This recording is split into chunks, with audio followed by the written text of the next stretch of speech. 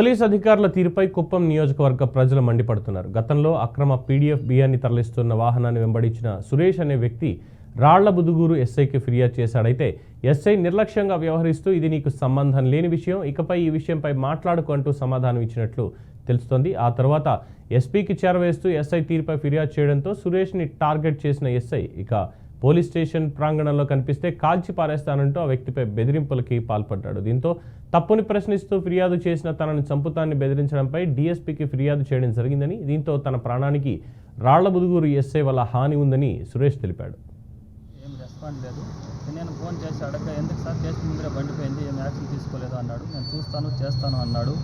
సరే అని నేను స్టేషన్కి పోగా నీకు దీనికి సంబంధం లేని విషయం, దీని గురించి మాట్లాడద్దు, నువ్వు వెళ్ళిపో అని చెప్పి పంపించేయినాడు ఎస్ఐ గారు.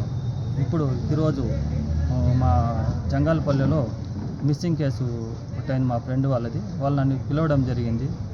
ఎస్ఐ గారు బయట వచ్చి నీకు ఇక్కడ ఏం పనిరా లోపల నా కొడుక, నీకు స్టేషన్ దగ్గర ఏరా పని నీకు అన్నాడు ఫర్దర్గా. నేను సార్ మా ఫ్రెండ్ వాళ్ళు పిలిచినారు, మిస్సింగ్ కేసు ఉంది, అందుకోసం వచ్చినాను సార్. అయితే వాళ్ళ కేసు వాళ్ళు చూసుకుంటారా, మీ చుట్టుపక్కల చూసానంటే ఎన్క్వైరీ చేస్తాను అన్నాడు.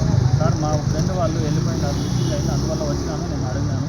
అంతలో కానిస్టేబుల్ అతను వచ్చి నా ఫోన్ లాక్కొని వల్గర్గా తిట్టడం జరిగింది. సార్ ఎందుకు మాట్లాడుతున్నారు అలా అంటే, తొంత నా కొడుకు నోరు తెచ్చినామంటే తిట్టినాడు.